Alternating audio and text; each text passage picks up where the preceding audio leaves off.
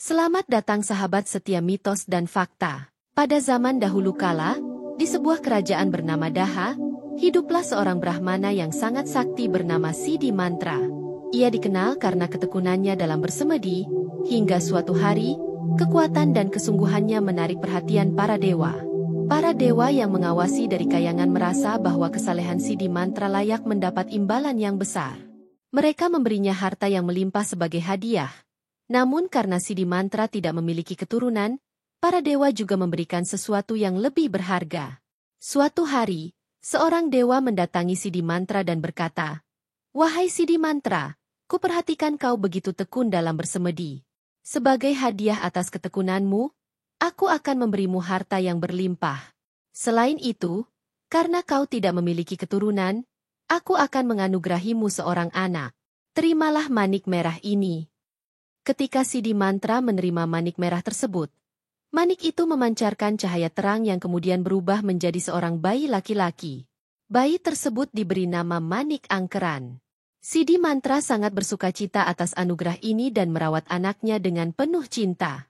Manik Angkeran pun tumbuh menjadi seorang pemuda yang gagah dan tampan, namun sifatnya sangat berbeda dengan ayahnya. Manik Angkeran tumbuh di bawah asuhan yang penuh cinta dan dimanjakan oleh ayahnya. Apapun yang diinginkannya selalu dipenuhi oleh Siddhi Mantra. Sayangnya, kemanjaan ini membuat Manik Angkeran tumbuh dengan sifat yang tidak bertanggung jawab. Ia tidak mewarisi sifat saleh dan tekun seperti ayahnya. Sebaliknya, Manik Angkeran sangat gemar berjudi, terutama judi sabung ayam. Hari-harinya dihabiskan untuk berjudi, dan ia jarang sekali berada di rumah. Di mana ada perjudian, di situ pasti ada Manik Angkeran. Namun, nasib tidak berpihak padanya. Meskipun sering berjudi, Manik Angkeran jarang sekali menang. Setiap kali berjudi, ia selalu kalah dan meninggalkan hutang. Harta yang diwariskan oleh ayahnya habis tak bersisa karena kebiasaan buruknya ini. Bahkan, ia mulai mencuri harta orang tuanya untuk membayar hutang-hutangnya dan melanjutkan perjudian.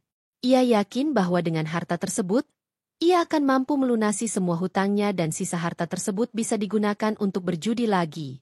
Tapi keberuntungan tetap tidak berpihak padanya. Manik Angkeran terus kalah dalam perjudian, hingga akhirnya semua harta milik orang tuanya habis. Kini hidupnya jauh dari ketenangan, karena ia terus dikejar oleh para penagih hutang. Suatu hari, Siddhi Mantra bermaksud mengambil sejumlah harta di tempat penyimpanannya. Namun ia terkejut ketika menemukan tempat tersebut kosong. Siddhi Mantra sangat marah dan kecewa ketika mengetahui bahwa harta yang disimpannya telah hilang. Ia langsung bertanya kepada anaknya, "Di mana semua hartaku? Kenapa bisa kosong seperti ini?" Dengan penuh penyesalan, Manik Angkeran menjawab, "Maafkan aku ayah. Aku telah menggunakannya untuk berjudi." "Kau ini ya? Sudah kuperingatkan berkali-kali, jangan suka berjudi. Sekarang aku perlu uang untuk membayar semua hutangku," jawab Siddhi Mantra dengan nada tegas. "Aku tidak memiliki harta sepeser pun karena sudah kau habiskan," jawab Siddhi Mantra. Namun, Manik Angkeran terus memohon, "Tolong, bantu aku ayah. Kalau aku tidak bisa membayar hutang, mereka akan menghabisiku." Siddhi Mantra yang merasa sayang pada anaknya akhirnya luluh. "Baiklah, kali ini aku akan mencari petunjuk untuk membantumu," kata Siddhi Mantra. Ia memutuskan untuk pergi bersemedi dan memohon petunjuk dari para dewa. Dalam semedinya, Siddhi Mantra mendapatkan petunjuk. "Siddhi Mantra, pergilah ke Gunung Agung. Di sana kau akan menemukan harta yang dijaga oleh naga bernama Naga Besukih. Gunakan genta ini untuk memanggilnya," bisik sebuah suara gaib.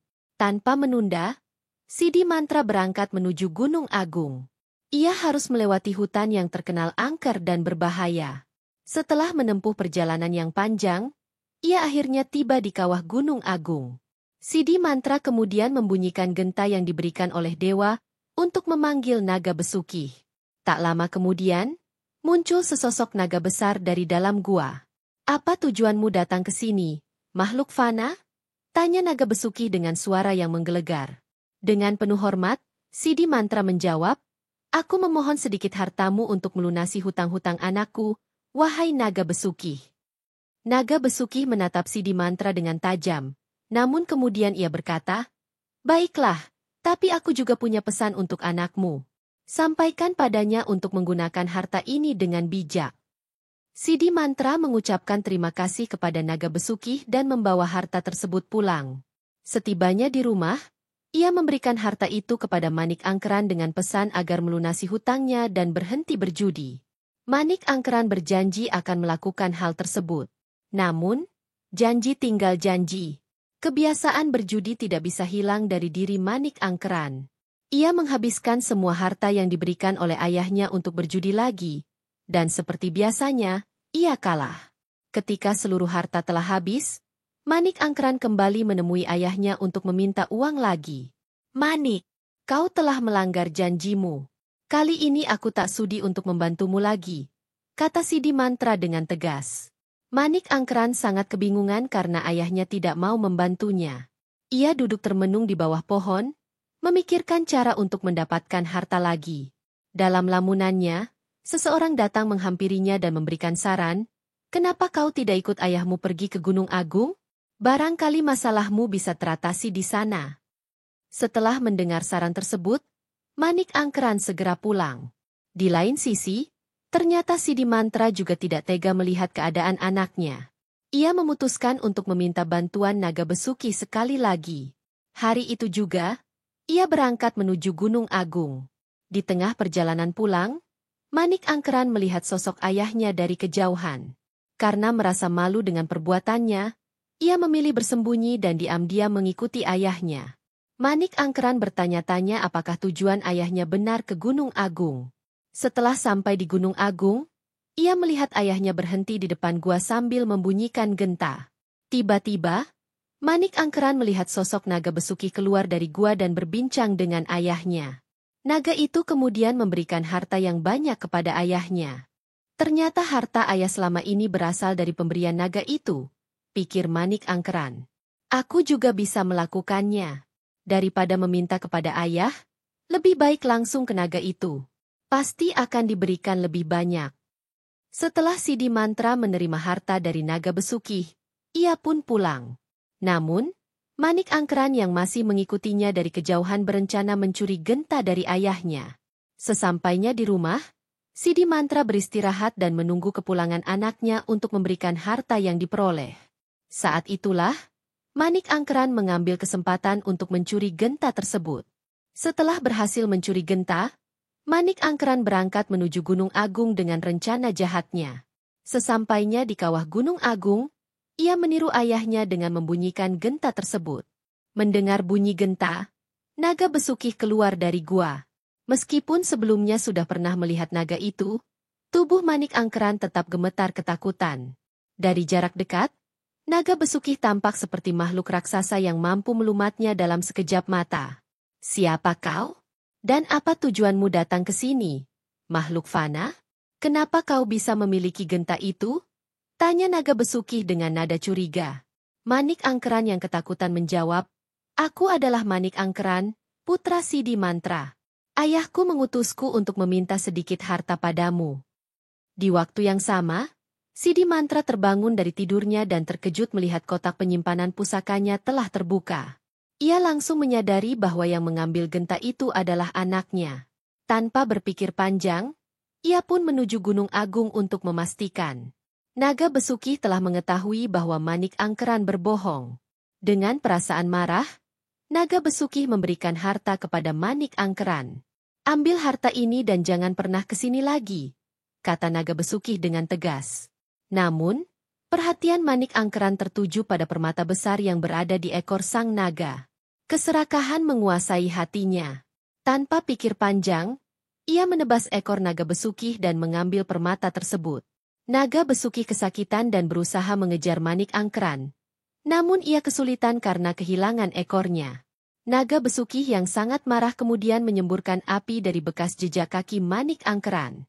Api itu terus mengejar jejak kaki yang ditinggalkan Manik Angkeran, hingga akhirnya sampai pada Manik Angkeran sendiri dan membakar tubuhnya hingga hangus. Sidi Mantra yang sedang dalam perjalanan menuju Gunung Agung merasakan ada sesuatu yang tidak beres. Benar saja, Di tengah jalan, ia menemukan anaknya telah hangus terbakar. Di sampingnya, terdapat genta dan potongan ekor naga. Dengan hati yang berat, Sidi Mantra memohon agar naga Besuki menghidupkan kembali anaknya. Aku akan menghidupkan kembali anakmu, tapi dengan satu syarat. Kau harus menyambungkan kembali ekorku, kata naga Besuki. Baiklah, aku akan turuti permintaanmu, jawab Sidi Mantra. Namun, jika Manik Angkeran hidup kembali, aku menyerahkannya kepadamu untuk mengabdi di sini selamanya. Dengan kesaktiannya, Sidi Mantra berhasil menyambungkan kembali ekor naga Besuki. Sebagai balasan, naga Besuki memenuhi janjinya. Dari mulutnya keluar asap tebal yang kemudian membentuk sosok Manik Angkeran yang sembuh seperti sedia kala. Manik Angkeran yang telah hidup kembali bersujud di hadapan ayahnya, meminta maaf atas segala kesalahannya dan berjanji tidak akan berbuat buruk lagi. Sidi Mantra telah memaafkan anaknya. Namun ia menyadari bahwa mereka tidak bisa hidup bersama lagi. Ia menyuruh anaknya untuk hidup mandiri dan mengabdi kepada naga Besuki di Gunung Agung. Dalam perjalanan pulang menuju Daha, Sidi Mantra memikirkan cara agar putranya tidak mengulangi kesalahan yang sama. Ia memutuskan untuk membuat garis dengan tongkatnya, membelah dan membagi daratan menjadi dua. Garis itu kemudian menjadi perairan yang memisahkan dua daratan, yang sekarang dikenal sebagai Pulau Jawa dan Pulau Bali. Perairan di antara kedua pulau tersebut kini dikenal dengan nama Selat Bali. Dengan demikian, kisah Manik Angkeran menjadi pelajaran berharga tentang akibat dari keserakahan dan ketidaktaatan kepada orang tua. Keputusan Sidi Mantra untuk memisahkan dua pulau tersebut mencerminkan betapa pentingnya menjaga integritas dan kejujuran dalam hidup. Manik Angkeran akhirnya hidup mengabdi kepada naga Besuki di Gunung Agung. Sementara Sidi Mantra kembali ke Daha, membawa serta kenangan pahit namun syarat makna. Terima kasih telah menonton videonya. Jangan lupa untuk like, komen, share, dan subscribe channel Mitos dan Fakta ini. Aktifkan juga lonceng notifikasi agar Anda tidak ketinggalan video-video menarik lainnya. Sampai jumpa di cerita video selanjutnya dan teruslah bangga dengan warisan budaya Nusantara.